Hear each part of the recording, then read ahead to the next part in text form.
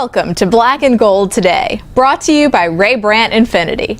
I'm Rachel Whittaker, and I'm glad to have Sports Illustrated NFL writer Joan Niesen here to talk playoffs. Joan, welcome again.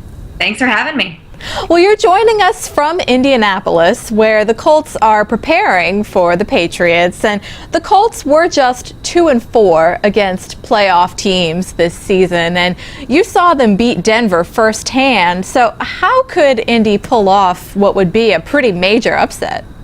You know, the Colts are playing as good a football as they've played all year right now, I think. They've made a lot of adjustments as the season's gone on, especially offensively, sort of figuring out who that running back was going to be. You know, Boom Herron is getting the touches now, and he's doing fine. He's not a star, but I think in order to beat the Patriots, he's going to have to have a great game. He's going to have to keep improving upon what he did last week in Denver, and run the ball, get significant yards per carry. I think the other key to the game kind of is out of the Colts' hands in a way. I think it has to do more with the Patriots' offensive line.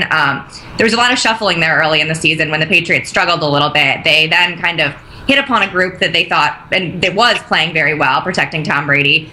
And they've got an injury now to Brian Stork, who I don't think they've decided yet if he's playing. I think it's most likely that he's not playing at this point, which that's an in for the Colts as well, I think, a big in, because if you can mess with Brady, then so go the Patriots in a lot of situations. Absolutely. And for the Colts on the quarterback side, Andrew Luck, of course, he hasn't had the greatest success against the Patriots. 8 interceptions and 6 touchdowns all time against New England. So again, eyes will be on the quarterback, so that offensive line injury could come into play a lot for New England. And up next, we'll move on to the NFC. Designing luxury with children in mind could be a little excessive, but we found the perfect balance with the Infiniti QX60, featuring effortless third row access.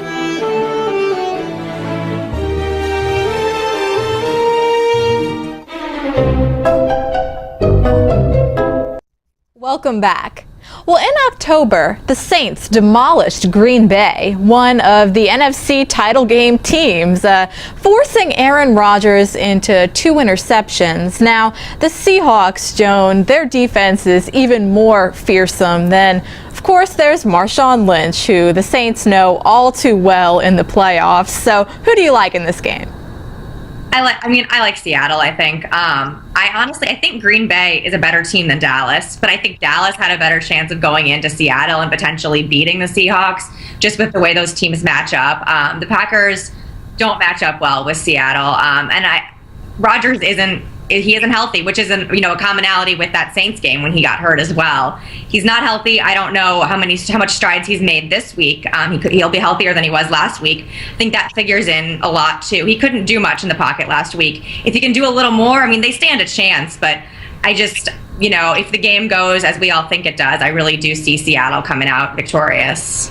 Seattle, such a complete team. So do you think the Patriots would have a shot to beat the Seahawks in the Super Bowl? If it's Patriots-Seahawks, I think I go Patriots. Tom Brady has not had success getting to the Super Bowl for the last, 10 years. When he gets there, they've been great teams that have fallen short, but this year's team is as good as the Patriots have been in a while, and if that offensive line can, get healthy, stay healthy, and protect Brady, I think there's a real shot, especially with the Seahawks out of Seattle, away from that home field advantage where, this year they struggled a bit more in those situations than they did, in their Super Bowl year when they won it last year.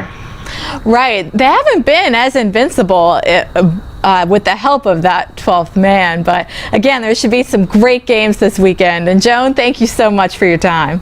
Thanks for having me. And enjoy the games this weekend, everybody. We'll see you again on Friday.